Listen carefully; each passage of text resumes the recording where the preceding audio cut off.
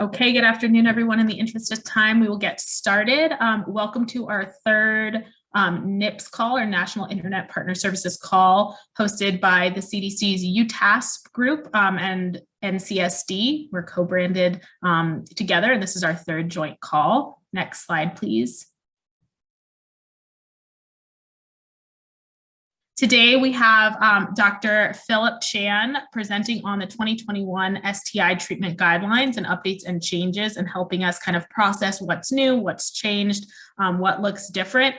Dr. Chan is an associate professor in the Department of Medicine at Brown, and he's also director of the STD clinic in Rhode Island, as well as Rhode Island's only dedicated PrEP program. And we are very excited to have him joining us today. And we hope that this will be informative. As always, just some housekeeping. Feel free to type your question in our Q&A button feature down at the bottom of the Zoom, and we will get to them at the completion of the presentation. So with that, I turn it over to you, Dr. Chan, if you want to share your screen.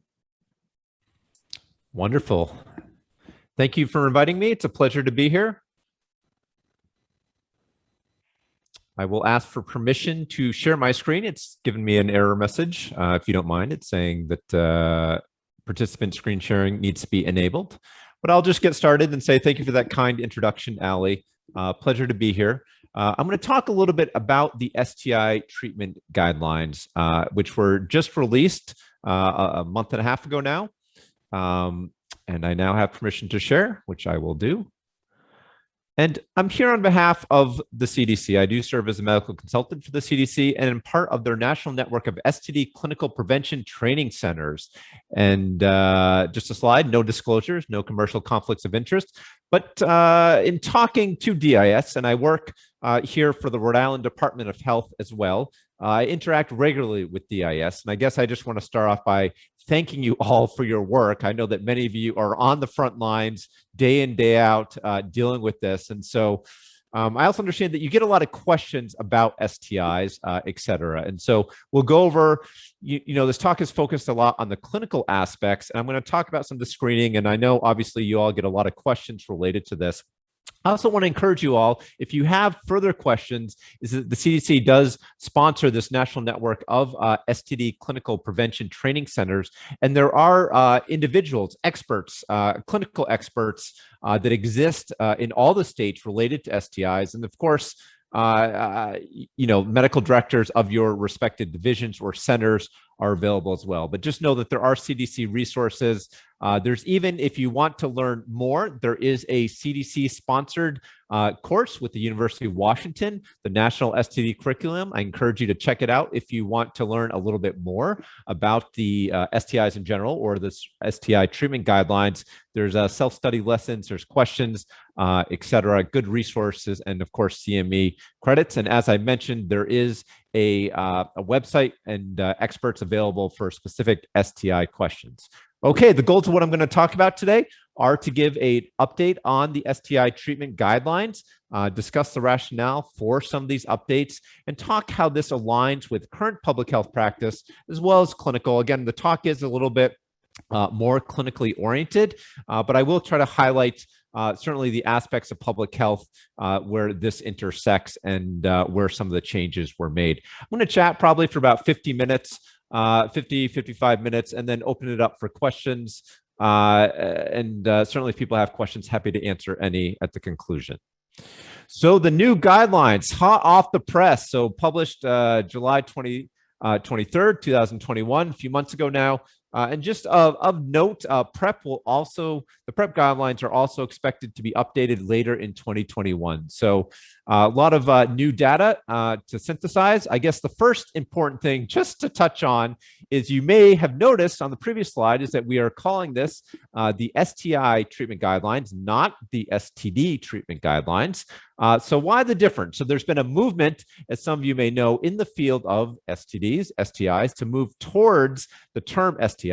And that's because STIs is really a bit more accurate, refers to the infection itself, not just the disease state. And it also includes asymptomatic infections, which of course, as we all know, is a significant component of STIs in general. So there's a movement to use STIs A lot of folks still consider them interchangeable, but just FYI, the decision was made, and this was a big topic, and some people feel strongly about it, but I certainly sometimes use these terms interchangeably, although there is a nuance different. So just to give a little bit of background, I mean, what's really cool about a lot of the stuff that CDC does, and certainly these STI treatment guidelines, is that they're really data driven. And so there's, numerous steps that these STI treatment guidelines went through in terms of synthesizing, reviewing data, all-day meetings in June of 2019, seems like forever ago, with national experts on all this, discussions, roundtable presentations, synthesizing the evidence, looking at other guidelines. And so just the thing to take away from these guidelines, like all of CDC guidelines, is that they are really data-driven, evidence-based, et cetera. I think the one thing to keep in mind about that, just as we talk about guidelines, is that they're just that.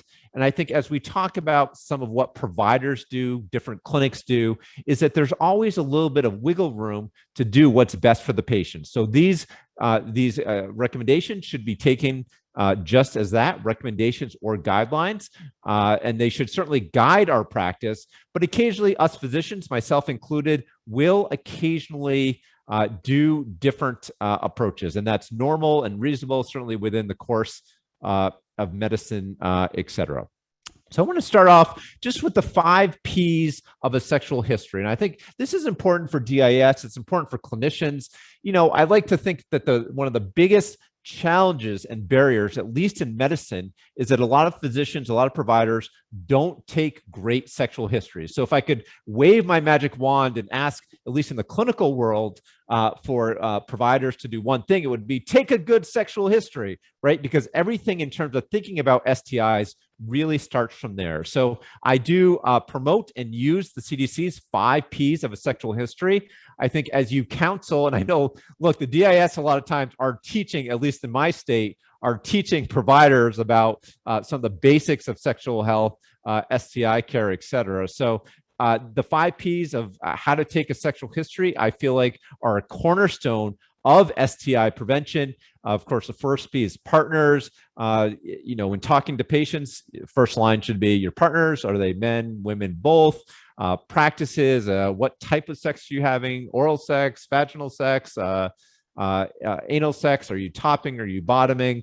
Protection from STIs. Are you on PrEP? Do you use condoms? How often?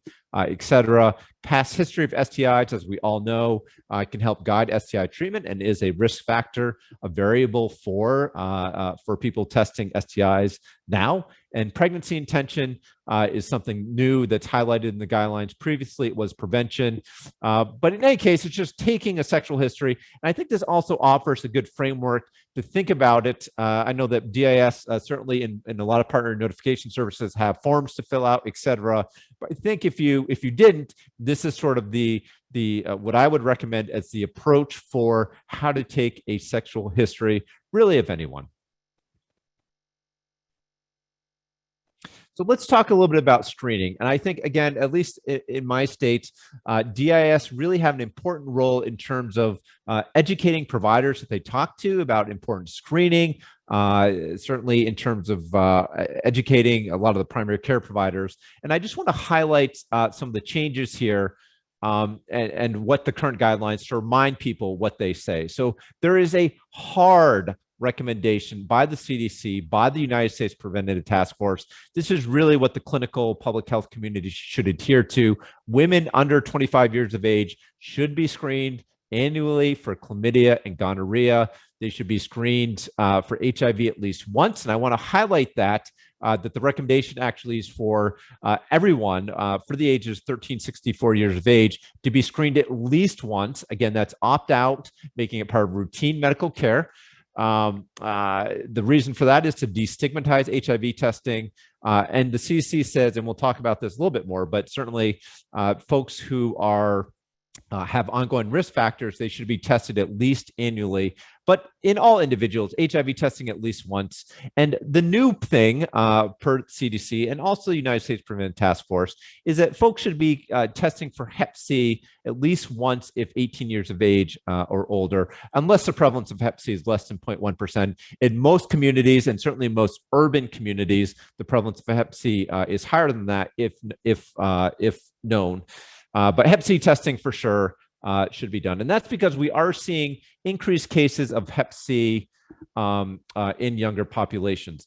For women who are 25 years of age and older, they should be screened for chlamydia and gonorrhea. If they're at risk, how do you determine if they're at risk? Well, if they have a new sexual partner, multiple sexual partners, pretty much if someone's in front of you requesting testing for a woman, female, 25 years of age and older, if they really have any ongoing sexual risk, they should be screened. Again, HIV at least once, and the same Hep C applies. Importantly, though, also is what's not recommended. And we'll talk a little bit more about this. Microplasma genitalium, trichomonas, two other STIs that I know are not reportable. But we'll touch on in a moment. I will say I'm going to focus mostly on a lot of the reportable STIs and the changes there. However, we'll touch on a couple other kind of big ticket items in the STI treatment guidelines that I think warrant some attention. Just to remind people and highlight a couple changes among pregnant women. So cisgender, and we'll talk about transgender women in a second, but among pregnant cisgender women, really, everyone should be tested for HIV at their first prenatal visit. If they're at risk, they should be retested during their third trimester by 36 weeks. We definitely I have seen certainly women who seroconvert to HIV even after testing negative after that first prenatal visit. So certainly for women with ongoing risk, it's critical to remind people that they should be tested during that, retested during that third trimester by 36 weeks. Syphilis testing at the first prenatal visit. And again, if they're at risk, retest during the third trimester, ideally at 28 weeks and at delivery, and that's key. Hepatitis B surface antigen. Again, the surface antigen is what we use to look for chronic hepatitis B infection. That should be done at the first prenatal visit, even if vaccinated or previously tested. Reminding folks that the vaccination will not affect Hep B surface antigen. You look for vaccination, you look for the surface antibody again. So surface antigen, if positive, is a marker of chronic hepatitis B. And again, testing for Hep C with every pregnancy. So if someone has been pregnant 5 times, they should be tested for Hep C 5 times during every pregnancy. And the same considerations for gonorrhea and chlamydia do apply for women under the age of 25. STI screening, want to touch on cisgender men who have sex with men. This is a population, as we all know, that tends to be higher risk of HIV and other STIs. And the screening recommendations for STIs does differ a bit in this population. I think the key thing to know about are 2 things. The first is that extragenital testing is important, is recommended. So this is 3-site testing. We know that we miss up to 70% of gonorrhea and chlamydia infections if we do not do extragenital testing. And that's because, of course, which should make sense, is that if folks are performing oral sex or bottoming, having receptive anal sex, and you only check a urine sample for gonorrhea chlamydia, is that you may miss gonorrhea chlamydia that's present in the throat or in the rectum by only checking that urine test. And that should make intuitive sense. So 3-site testing for MSM, and as frequent, and I really want to highlight this, if you have a gentleman having sex with other guys who reports, multiple partners, really testing them every 3 to 6 months, as frequent as 3 months, if multiple partners, is recommended because of the high risk of STIs. And this includes HIV, as we know, for both biological and other social reasons. MSM, unfortunately, tend to be are at higher risk of HIV infection because, of course, rectal receptive anal sex does confer a much higher risk of HIV transmission. So screening folks, MSM for HIV, other STIs as frequently as every 3 months is really indicated. They should also be screened, of course, for hepatitis B, for hepatitis C, as we talked about. And just want to touch on anal cancer too. This is still out of a lot of what we're going to talk about, but I just want to highlight this as an emerging, evolving area of research and recommendations. So there's a lot of thought out there about whether or not anal PAPs should be performed for anal cancer, in MSM. So the recommendations are not there yet. They do recommend an annual digital anal rectal exam, which may be useful. And, HSV-2 serology, we'll touch a little bit more on that a little bit later, but something you can consider. In general, I do discourage HSV testing unless there's a specific scenario that it makes sense. We get a lot of requests, of course, for HSV serology, reminding folks that IgM is terrible to use. You should never use IgM for HSV. IgG can be helpful to document past infection, but again, HSV is not reportable and is a little bit nuanced. So for those sort of HSV questions, it's something that you may want to run by a clinician, et cetera. Importantly, again, what's not recommended in general is microplasma genitalium or trichomonas. Another large section of the STI treatment guidelines that were updated is the section on gender diverse and queer individuals, transgender folks. And really the main point is to screen based on current anatomy and gender of sexual partners. And I guess just reminding folks, and my guess is most of you know this, but just reminding folks that sexual orientation and gender are across a whole spectrum, right? And so a person could identify as straight, for example, but be having same gender partners, right? So a male, a born male could identify, frankly, as male, female, non-binary, but could be having same-sex partners, other male partners, could still identify technically as straight.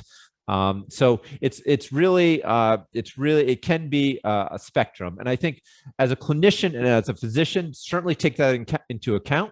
We want to be culturally competent. We want to use the right pronouns. We want to be respectful, of course, of all people. But also with my clinical hat on, we need to, in order to best care for a person, we really need to understand what their anatomy is, and in order to best understand how to test them, of course, and how to treat them and what complications they may be at risk, and to provide a path forward in terms of STI care. And so main points as highlighted in these guidelines and just in general is that you want to base treatment decisions, testing decisions on current anatomy, as well as gender of sex partners. Understanding, of course, that transgender women specifically, historically, tend to be at higher risk of HIV and other STIs. And so especially, in a lot of studies that have been done, they've grouped MSM and transgender women because of similarities in terms of HIV and STI risk. Just one thing that you want to consider. In general, the data does support a lower HIV incidence and STI incidence among transgender men. But of course, again, sexual orientation, gender identity is a spectrum. At the end of the day, certainly for transgender and other gender diverse populations, you want to offer HIV screening, of course, to all transgender individuals. If they're transgender and have sex with cisgender men, again, they're similar risk as cisgender MSM. So there's a lot of also an emerging area for transgender women who have had sex reassignment, same for transgender men. There's still a lot of unknown in terms of whether or not these folks, how often they need to be screened for STIs. We do know that in folks, both males and females that have had gender reassignment surgery, you can still be infected with gonorrhea and chlamydia. And so we should still be screening, again, swabs, et cetera. But this is an emerging area that we're still learning more about. In adolescents, also a couple changes here I just wanted to highlight. So again, in younger women, females, cisgender females, yes, you do want to, of course, screen for gonorrhea and chlamydia. One of the big changes in the STI treatment guidelines is really now the statement to consider rectal screening for gonorrhea, chlamydia, and pharyngeal screening for gonorrhea in young adolescents. And so this is part of shared decision-making. We do know that these infections can certainly have significant complications in young people with vaginas, and they can lead to things like pelvic inflammatory disease, ectopic pregnancy, chronic pelvic pain, et cetera. So just consideration to screen for extragenital. Male with female only partners. So males shared decision-making, something that we do in really all of our high-risk settings, and you want to consider it And certainly as you interact with different clinical sectors, just know that there's not a hard recommendation to screen males who have female-only partners, but it's something certainly for settings that serve populations with high incidence. So this would, in my opinion, be most settings in urban settings. Obviously, STI clinics, I would argue FQHCs, HIV clinics, et cetera. All of those really kind of meet these indications, and males should certainly be screened. For HIV offered to adolescents, one thing that I do mention too, for especially to pediatricians who take care of adolescents and other providers, is that even and certainly if the HIV incidence is not extremely high in your adolescent population, part of HIV testing, I think too, is to build habits and good screening practices, and just talking about sex and educating, counseling, right, adolescents to be comfortable talking about these things with their provider. So it's good in general to start the process early to screen adolescents for HIV, gonorrhea, chlamydia, if they're at risk. And to be having those conversations. Specifically, the guidelines do talk about routine screening is not recommended for syphilis, trichomonas, bacterial vaginosis, HSV, and hepatitis A and B virus is not recommended. I will, of course, underline that MSM, it is still recommended for syphilis and certainly hepatitis A and B. All MSM should be vaccinated against hepatitis A and B. For trichomonas, you want to consider, again, that's not reportable. You can consider screening adolescents from the local prevalence when deciding whether or not to screen. And again, syphilis, not a hard recommendation to screen cisgender males and females in general for syphilis, but young MSM, certainly any MSM, pregnant females, as we discussed, should be routinely screened for syphilis. Just one quick slide. There's an update here for those of you that deal with or interact or interface with correctional settings. There were some nuanced changes here. I will refer you to that section in the STI treatment guidelines, but essentially there's a bigger focus in the guidelines thinking about jails versus sentenced populations. For those of you that have worked in these settings, you know that when someone's sentenced, they tend to go to prison, but there's this unique and large public health opportunities for jails. So these are a lot of times of transient folks who go to jail while they're awaiting trials or sentencing. Many more people pass through jail versus being sentenced to prison in any given year in across the country. So there is this unique public health opportunity, not just for STIs, frankly, but for many things, including substance use and other topics of public health, to engage these folks. And so for all persons in juvenile adult correctional facilities, they should be screened for HIV, hepatitis A, hepatitis B virus. In general, hepatitis C, again, there's this huge overlap, of course, with substance use in correctional settings. And as we all know, Hep C is really associated with injection drug use there. So in most places, Hep C screening should be occurring. Vaccination for Hep A and B should be offered if the person's susceptible. And this is one of the minor changes, and something just to highlight is that for females aged 35 and younger, so this is different than the general population, they should be screened really for chlamydia, gonorrhea, and trichomonas, and notably in an opt-out format. Cervical screening, if indicated, and males aged under the age of 30 should also be screened for chlamydia and gonorrhea. For syphilis, it's really based on local area, the prevalence in your jurisdiction. So some changes some slight changes, but again, really want to push and highlight the unique opportunities present, but also understanding, myself having worked with our correctional settings, is that these places can be very chaotic. Obviously, security is the utmost priority given the nature of the setting. So a lot of logistical settings, a lot of considerations, but certainly many reasons worth pursuing and engaging with this setting in terms of STI prevention and public health opportunities. Just to note about the section on sexual assault, especially in adolescents and adults, I think the major highlight here is that the section was updated really to talk about males, sexual assault in males. And so I'm going to go over some of these. I just want to be respectful of time here.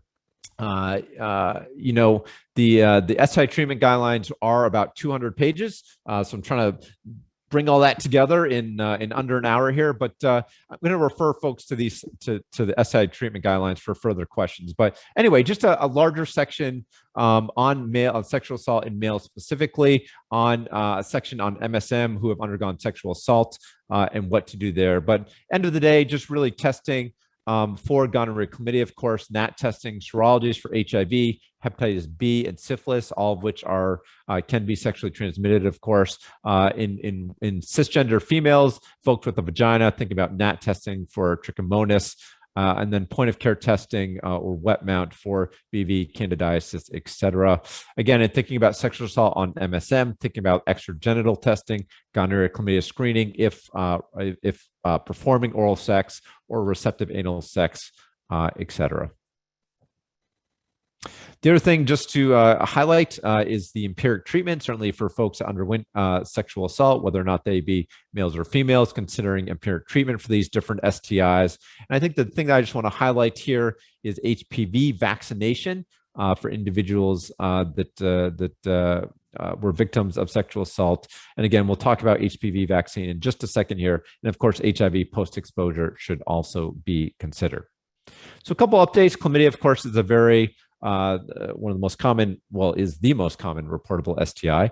But one of the big changes, I just want to highlight this because you all may get some questions on this, and certainly there's going to be opportunities for education. But there was a big change in the guidelines to recommend doxycycline as first-line treatment for chlamydia. So this may be the biggest change of the entire guidelines. And just want to briefly, in 2 slides here, talk about why that change was made. And so you can see from this slide is that emerging data over the last few years has really highlighted now that doxycycline is a better treatment than the typical 1 gram of azithromycin. And so this is for urogenital chlamydia, where you see a marginal, mild, significant benefit in terms of the gray bars here being azithromycin, green being doxycycline. But the benefits of doxycycline are really much more pronounced for rectal chlamydia. And that was really the driver behind why this change occurred. You can see here, the blue bar is doxycycline, the orange bar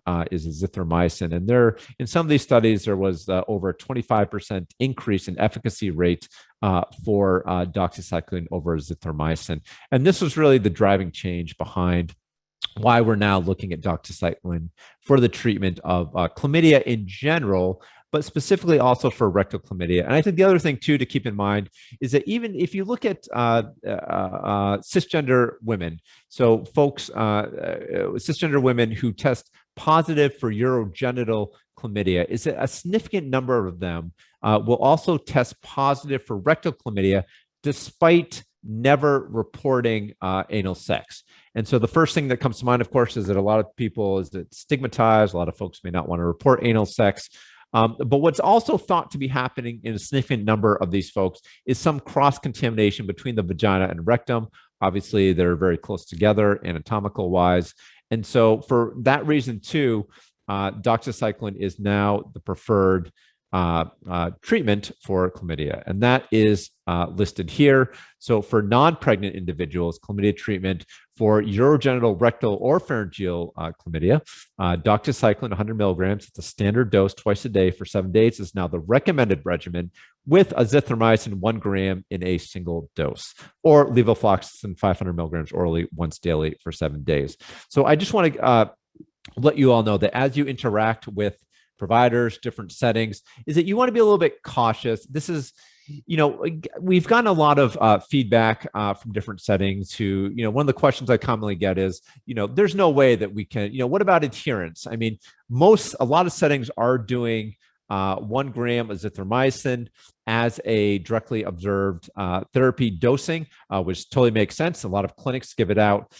Thinking about correctional settings, I'm thinking about STI clinics, HIV clinics, et cetera. And so just as you interact and interface with clinical folks, just reminding them that yes, doxycycline is the recommended regimen. There is certainly evidence that it is better than azithromycin. But look, if you have folks that you're worried about their adherence, then yes, by all means, azithromycin is an alternative regimen.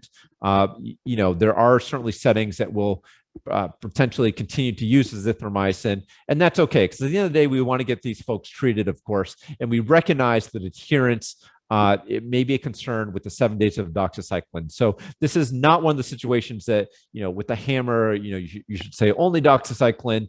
It's really one of these things where, doxycycline, if you can, certainly for rectal chlamydia, you should very strongly consider it. But look, if you're worried that the person's not going to be able to take doxycycline for whatever reason, then of course, azithromycin 1 gram orally once is a reasonable alternative. But in general, we should be, as a field, both for public health and clinical medicine, we should be moving towards using doxycycline over azithromycin. The one exception, of course, is pregnancy. Doxycycline is contraindicated in pregnancy. The recommended regimens there are still the azithromycin 1 gram orally in single dose. And as an alternative regimen, amoxicillin is the treatment there. Okay, let's switch gears for a second to gonorrhea. So what has happened with gonorrhea over time? If you look even pre-2010 here, is that gonorrhea resistance to antibiotics has been a huge public health concern over the previous decades. And that's because we've seen gonorrhea resistance to commonly used antibiotics really occur after use of penicillin, sulfa drugs, ciprofloxacin. And so everyone has been concerned about gonorrhea resistance because in every single treatment used for gonorrhea, we have seen in a lot of times a rapid and high rates of resistance develop to those antibiotics. And so you can see back in 2010, that we were seeing increasing MICs to Syphilis. And so that was concerning to everyone because we were worried that we may lose our use of cephalosporins, which is the go-to treatment, as most people know, for gonorrhea. And so what the CDC and what we're doing in both the public health and clinical sectors was really dually treating, right, for gonorrhea with both ceftriaxone and azithromycin because we wanted just to hit gonorrhea, with 2 drugs to really decrease the chance of it developing resistance, specifically to cephalosporins, as we were seeing the MICs of Syphilis creep up. And what you can see happened here is 2 things. One is that the MICs to Syphilis remain low. So in general, the resistance rates decreased from being a little bit over 1% to under 1%, which is good. But with our dual treatment of azithromycin is we started to see significantly increasing resistance to azithromycin, again, because of the widespread use of azithromycin, but also because we were dually treating. And so the guidelines have now changed to recommend single treatment with ceftriaxone only at an increased dose. So again, the dose used to be 250 milligrams intramuscular once. It is now 500. So start that just to remind people, you may occasionally come across this for gonorrhea treatment. You may see providers being treated with the 250 still, is that the treatment is 500. And that's based on pharmacodynamic studies showing that 500 is really the better choice, the better option in terms of penetrating tissues and treating gonorrhea. So 500 milligrams IM once just by itself. Now, of course, the other question that comes up is that what about for patients that come in with symptoms and you want to treat them for both gonorrhea and chlamydia?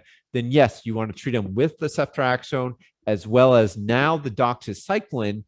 Before you have data treatment results, you're treating empirically for gonorrhea, chlamydia. That's when clinicians will add the doxycycline now, or should add the doxycycline. Again, if you have concerns about adherence and really need to just make sure they get the medication, then again, using the azithromycin 1 gram orally once can still be used. And I think as you interact with the clinical setting and clinicians and providers, this is really one of the biggest changes in thinking about gonorrhea and chlamydia treatment. So single agent for gonorrhea now with an increased dose is kind of the message, as well as now with doxycycline for chlamydia. The one area I just want to also highlight, it's the bottom here, is a test of cure 7 to 14 days post-treatment for pharyngeal gonorrhea. And so if you look across the world at where resistant gonorrhea tends to develop, it's really the pharynx, the throat. And that's because we think is a couple of reasons. One is that the antibiotics tend to penetrate the throat tissue, the pharynx, at lesser degrees. And also because there's other bacteria in the throat, Neisseria species, other, other bacteria, and they tend to be a little bit promiscuous, the bacteria, and share different genes associated with antimicrobial resistance. And so for all those reasons, in most of the cases that we're seeing with resistance, they are observed in the throat, et cetera. So because of that concern, really, a test of cure at 7 to 14 days after treatment is recommended for pharyngeal gonorrhea. Why don't we do a test of cure in other in other types of infection? Why is it not recommended in general? Well, the reason is, for those of you that have followed the COVID story, since everything lately in the last year and a half has been COVID, it's the same discussion about why we just don't do NAT testing, PCR testing in folks with COVID, right? A week after your symptoms are gone. It's because the NAT testing in COVID can still potentially pick up fragments, right? Non-viable, non-living segments of COVID, SARS-CoV-2, the cause of COVID-19. And the same thing happens for these STIs. If you test folks, a week, a few days after, 7 to 10 days after, is that you may pick up dead fragments despite the infection being cured. And so in general, test of cure is not recommended, except in important situations. One of those, of course, is pregnancy. One of them, of course, is also cited here with the pharyngeal gonorrhea. The other thing I just want to highlight are some alternative gonorrhea treatments. So this does certainly come up in clinical settings. And as you want to check whether or not people were appropriately treated, thinking about Syphilis, 800 milligrams PO once. That's an increased dose, but that is a second-line treatment if ceftriaxone is not available. This did become important during the COVID pandemic when many STD clinics switched to telehealth visits, including our own here. But Syphilis was being used a lot during the pandemic, so in order to minimize engagement with healthcare services because of the pandemic. And it does work. It is recommended with this higher dose of 800. It does work, but only when ceftriaxone is not available. Again, ceftriaxone is really the go-to treatment. And again, with doxycycline, if there's concern about chlamydia. So in folks that do have cephalosporin allergy, again, it's listed here, gentamicin, 200 milligrams intramuscular once, plus azithromycin, 2 grams PO. It's important, I think, just to make sure to note these medications and doses so that you can ensure that patients got the appropriate treatment. That regimen has shown really good efficacy in terms of treating gonorrhea in general. The guidelines do say that there are no reliable alternative treatments for pharyngeal gonorrhea. However, many of us still do use these alternative treatments. I do advise you that if you come across this question about what to do with pharyngeal treatments in someone with a true penicillin allergy, and I guess also reminding folks that lots of people report penicillin allergies that are not actually penicillin allergies. And so it's important that if someone really needs to be treated and has a penicillin allergy, is that they should really talk to a medical provider to see whether or not they can get ceftriaxone. Reminding folks, of course, that even if you have a penicillin allergy, there is some minimal overlap with a cephalosporin allergy, but it really needs to be evaluated by a medical doctor to determine whether or not people have a true penicillin allergy and the risk that that may be for someone in receiving cephalosporin treatment. So again, a lot of people report penicillin allergies. It's very common. Some of them are real. A lot of them aren't. A lot of us go ahead and treat with ceftriaxone, even in people that have a penicillin allergy. However, that should be evaluated, of course, documented and by a medical physician. The other thing of note is expedited partner therapy. So I think some good news here. The other thing just to mention about cephalosporin resistance or increasing MICs in gonorrhea is that they've also historically been observed among men who have sex with men. And for that reason, historically, expedited partner therapy was not really recommended for MSM, wasn't recommended for MSM. And the biggest change here is that now there's shared decision-making for expedited partner therapy for both gonorrhea and chlamydia in MSM, and not just heterosexual cisgender men and women. I would, I'm sure most of you are probably aware, but I would make sure to check in with your specific state guidelines and policy. There are differences in states, either in terms of allowing or potentially not allowing expedited partner therapy, but all states no states, I'm sorry, specifically prohibit expedited partner therapy. So make sure to check in with your local recommendations. I will say though, as a physician, that it always makes me a little bit uncomfortable prescribing medications for people that I've never met. And that's one part of it. The other part is, of course, is that it's always important to get patients in, if at all possible, right? So you can test them for other things, right? Like HIV, especially in MSM, discuss PrEP, test for HIV, rather than just treating without ever meeting them for gonorrhea and chlamydia. So really options in my mind, 1 through 9, are going to be get people in to test them and treat them. And if absolutely at a last choice, of course, if you can't, then expedited partner therapy should be considered. It is a proven public health option, something that we should keep in our back pocket, something that we can promote, and certainly as DIS and public health folks should promote and educate it about. But in the clinical world, just reminding folks again that really it's important, if at all possible, to get partners in.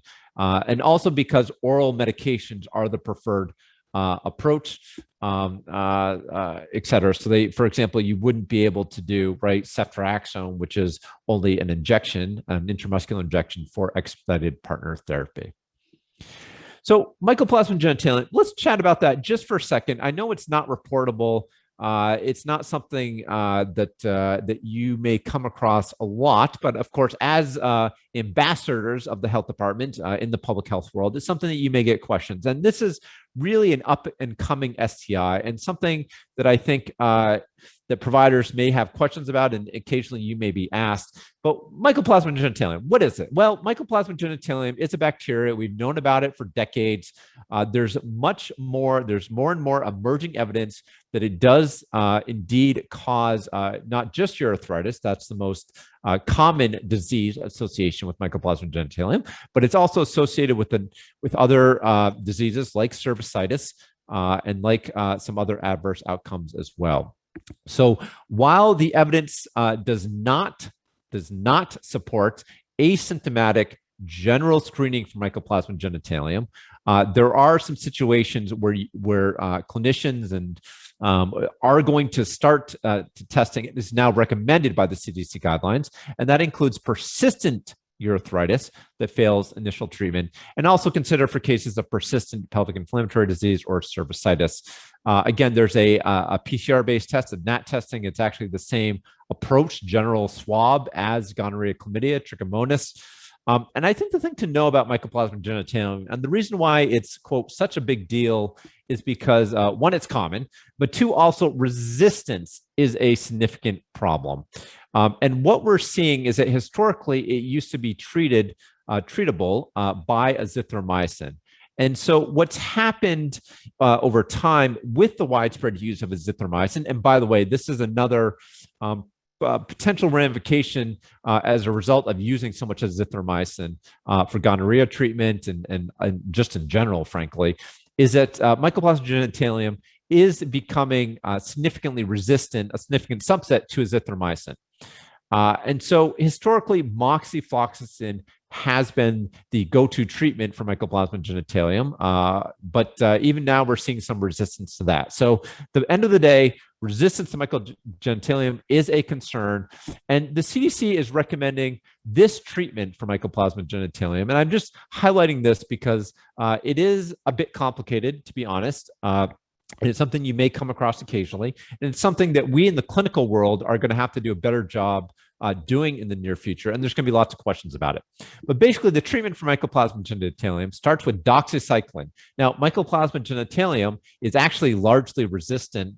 70% of mycoplasma genitalium is resistant to doxycycline. And so you're asking, of course, well, why are we treating with doxycycline? And so there's data that supports that doxycycline actually reduces some of the bacterial load. And then you basically swoop in with the second antibiotic to really kill off the infection. And in cases where you don't have macrolide resistance testing, which is, by the way, nowhere in the United States yet. In Europe, they have it, but here in the United States, they don't. You can come in and treat with moxifloxacin 400 milligrams, and that should take care of it. In the future, and in other parts of the world, like Europe, there is a macrolide resistance testing. And if you know it's sensitive, then you can come in with azithromycin and that should work. So it is a bit complicated. I just want to go over this because you may get questions about it, but this is sort of one of the hotter areas of STIs, something that is certainly changing. Okay, let's talk briefly about syphilis. A couple things here I just want to know, a couple things that are highlighted in the guidelines for syphilis. And I guess the first thing I just want to highlight is that, a lot of us learn about the classical presentation of syphilis, right? You have primary stage with this painless chancre, you got secondary stage, then you have latent stage, tertiary stage. And I guess I just want to highlight again for folks that syphilis, again, has been called a great imitator in medicine, meaning that it a lot of times, sure, sometimes it presents with that painless chancre, et cetera, but a lot of times, and as it becomes more common, we are seeing a lot of atypical presentation. And so I've seen, pimples that later turn out to be painless chancres. I've seen painful lesions.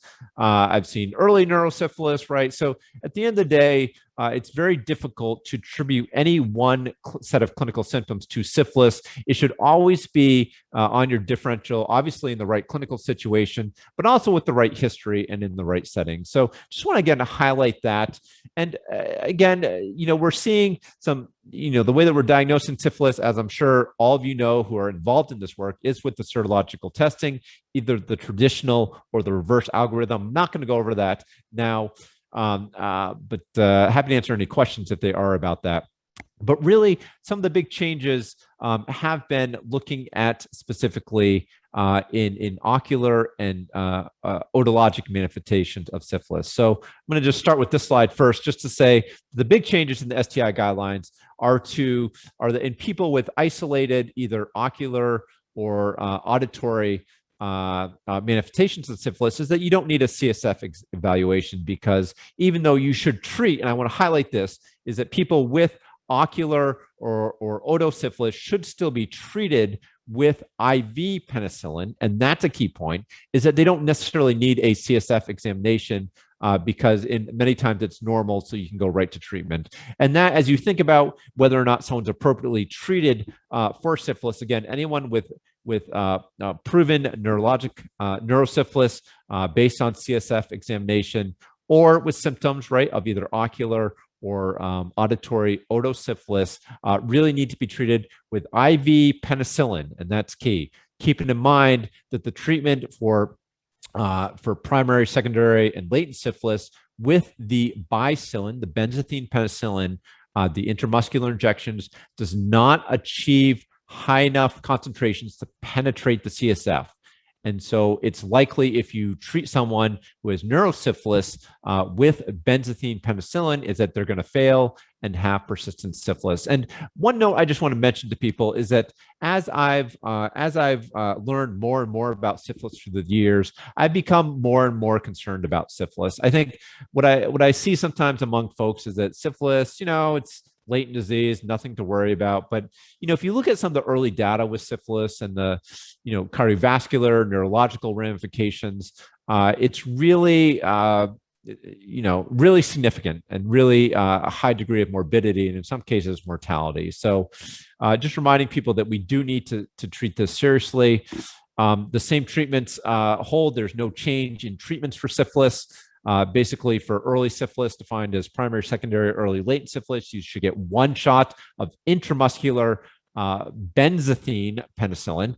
If you have latent syphilis, you should get 3 shots, 1 shot a week of benzathine penicillin. And if you have neurosyphilis, you really need, really need IV penicillin for 10 to 14 days.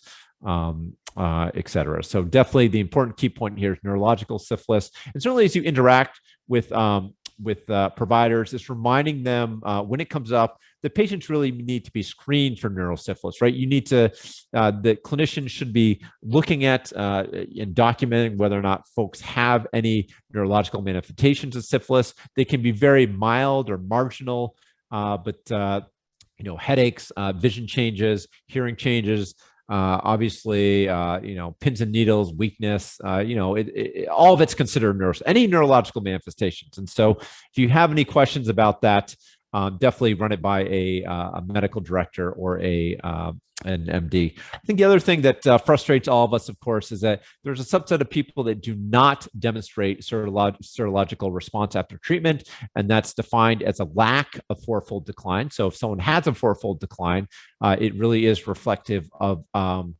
an adequate clinical response. Sometimes you see people kind of teeter on these titers, right? 1 to 4, 1 to 8, and sometimes they're right on the edge. And depending what day you check it, it can be 1 to 4, 1 to 8, et cetera. So really that fourfold decline is reflective of a meaningful titer change to show that people have responded. What's frustrating sometimes, of course, is that some people don't, and then what do you do with them? And those, the answer is it depends a lot of times. The reasons could be maybe they had undiagnosed neurosyphilis. Maybe the most common reason is they may be reinfected. So it really starts with taking a good history. And obviously, if there's any question, please discuss with an MD, medical director, or someone, and they really need sort of that in-depth evaluation, et cetera.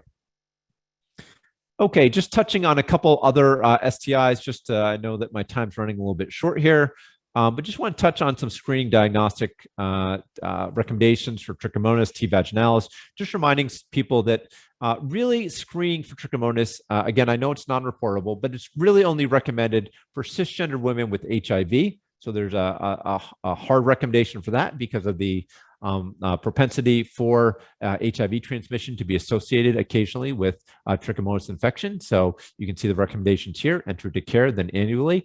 For cisgender women in correctional settings, we talked about that. And there's this line here to consider it for other high prevalence settings. And so that could include STI clinics. It could include other community-based settings with high incidence. It's really kind of a broad recommendation to consider it, et cetera. And that's going to be setting dependent. Again, screening for men is not recommended. It's uncommonly observed in MSM and uncommonly observed in extragenital sites, although it has been seen if you look close enough. So rectal extragenital testing for trichomonas specifically is not recommended. And again, just reminding people that the best test for this, historically, we used to talk about wet mounts, et cetera, but really the best test for this is NAT testing, PCR testing.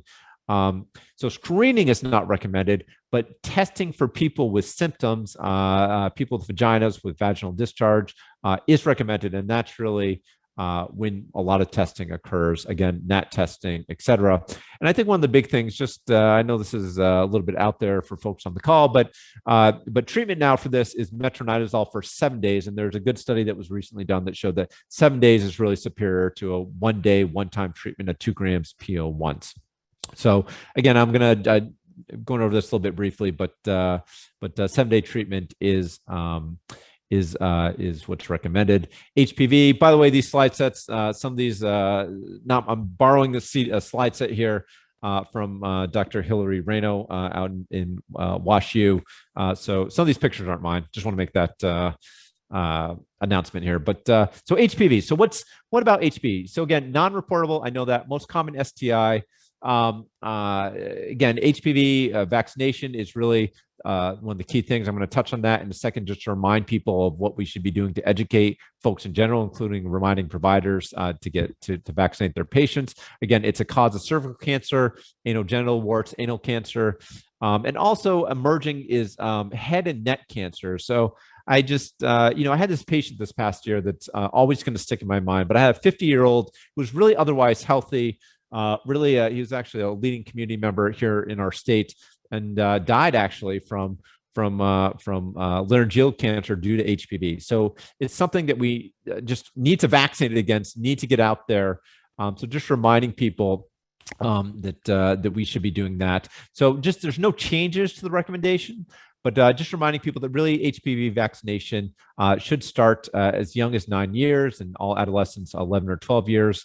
And there's hard recommendations really to vaccinate through age 26 with shared clinical decision-making 27 to 45. So the vaccine, again, to remind people, is most effective before people are exposed to HPV. And generally that means before the onset of sexual debut.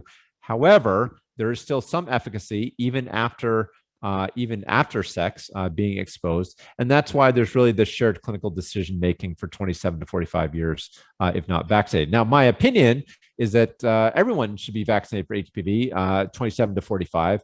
Really, what I see, what we come across as the main barrier for that is that a number of insurers don't cover it, and it's hundreds of dollars for a single vaccine dose. And if you're older than 15, it's going to be 3 doses. So HPV vaccine, it's a phenomenal vaccine, protects you against warts and the most common strains that cause cancer. We should really be doing it for everyone. Just a couple things to remind folks about for hepatitis A and B vaccination, recommended for all adolescents and young adults who have not previously received the vaccine during childhood. Reminder to folks about hepatitis C is that it's not efficiently transmitted through sex. So in general, when we do see it, it is through blood exposure. However, that being said, is that we are seeing it, and I've had several cases over the last few years of acute hep C, especially among MSM participating in receptive anal sex. So there are, and especially in people with HIV. So there are situations that you want to consider it. We are seeing it a little bit more among MSM, certainly acute cases, and especially among those with HIV infection. But in general, as a rule of thumb, and as we counsel people, just to know that hep C is not efficiently transmitted through oral sex. There are now pretty hard recommendations that all adults over 18 years of age should be screened at least once for hep C, and annually if they have ongoing risk factors like injection drug use, etc. But it is a hard recommendation now for the general population. So I'm going to end there. I'm happy to take any questions, but I do thank you for your attention, and just refer people to the full treatment guidelines if they want to learn any more about these subjects. Again, it's widely available online as well as downloadable. Thank you very much. Thank you so much, Dr. Chan. That was amazing. We have a couple of questions in our Q&A box as well as the chat, so I'll just start reading them out to you in the time we have remaining. So the first one is there guidance for STI testing for trans men after phalloplasty as opposed to metoidioplasty? Yep, so great question. I will say that's a big unknown. I will say if you look through the literature, there are definitely cases of STIs diagnosed in both trans men and women who have undergone gender reassignment surgery. So my opinion to you would be my recommendation would be to screen people, even if they have had sex reassignment surgery, understanding that the data may not be there yet, but if they have risk factors, I would screen them per the recommendations based on their current anatomy, which is what the recommendations do recommend. So hope that makes sense. It's still one of those active areas. Great question, though. We'll know more over the next years. I know there's a number of studies looking at this. Thank you. Okay, the next question. Isn't doxy 14 versus 7 days for syphilis alternate treatment? Yes, that is correct. So doxycycline for people who are truly allergic to penicillin, you can do 14 days of doxycycline for early syphilis and 28 days for late syphilis. But again, just reminding folks that penicillin, so the good news about syphilis, Treponema pallidum, is that there's been no cases of documented penicillin resistance to that organism. So penicillin is really the best and should be option 1, 2, and 3. Per my previous comments, a lot of people have documented, penicillin allergies that aren't real allergies. So making sure to remind folks, physicians, clinics, to take a real detailed history about penicillin allergies. What was it? When did it occur? And if possible, given the penicillin, which is fantastic. But yes, doxycycline can be a second line therapy. Great. Okay, the next question. The guidelines mention the possibility of treating pregnant women with early syphilis with 2 BIC instead of 1. Can you elaborate on situations that would be appropriate for pregnant women to receive 2 BIC? Yeah, can you sorry, it broke up for 1 second there. Can you say that once more? Sure. The guidelines mention the possibility of treating pregnant women with early syphilis with 2, and then it's X BIC instead of 1 BIC. Can you elaborate on situations that would be appropriate for pregnant women to receive 2 BIC? Yeah, that question I'm going to have to get back to you, actually. In my own personal practice, I do treat a lot of cisgender men, but I will have to get back to you about specifically in pregnant women. I don't want to give you a wrong answer on that. But I'll make sure to follow up with you about that. Okay, great. Just a couple more. You noted none of the 50 states prohibit EPT. Does this also include U.S. territories? That's a good question. I would have to check in with that specific U.S. territory. I have not looked at the regulations there. Again, the data supporting EPT is really robust. My sense is that for the U.S. territories is that they would allow it, but again, I would look at the specific guidelines. They are really different actually for each state. So do check in with your local public health authorities there. Okay. Next question: are latent and tertiary syphilis different? Yes. So latent syphilis. So there's the way to think about latent. Again, there's four stages of syphilis. There's primary, which is when the organism is penetrating one's body. That's why you get the chancre, right? The chancre, the ulceration is actually where the organism penetrated one's body. It can then disseminate and cause secondary syphilis, the classic manifestation being like a rash, especially on the palms and hands, and then enters a latent state. And it can stay latent for years, decades, and then it can go to a tertiary stage. And the tertiary stage is when the organism, treponema, can cause organ damage. So it can cause cardiovascular, it can cause gumas, which are collections of the organism, and it can cause neurological disease. So tertiary is different. Tertiary means it is causing disease versus the latent stage, which means that it's you're still infected, but it isn't causing disease at that exact moment. Not everyone in the latent stage develops tertiary disease, but some certainly do, and tertiary disease can be pretty significant and can even occasionally be deadly. Okay, great. And the last question: is screening for vaginalis recommended for trans men? So it depends on anatomy, and as I mentioned, trichomonas screening in asymptomatic people is only recommended for those with HIV. So if you're a trans man with HIV, of course, and in correctional settings, and I would say it's based on anatomy. So the answer to that is, and it can also be setting dependent, meaning if you have a setting with a high trichomonas prevalence, then yes, it may make sense. There is no hard indication for trans men or women outside of those groups that I just mentioned to be screened. Something you can consider though, depending on the prevalence. I will say in our state, we did do a pilot for a year at our STD clinic here in the main city of Providence, where we screened everyone walking through the door of this major urban STI clinic.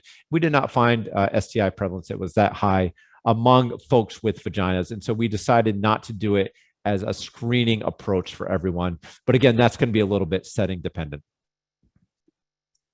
Great, thank you so much. So we will follow up about some of these outstanding questions. It's all the questions that we had today. I want to thank Dr. Chan tremendously for his time. This was super helpful and really informative and engaging. And I think everyone, on behalf of everyone, just a big thank you.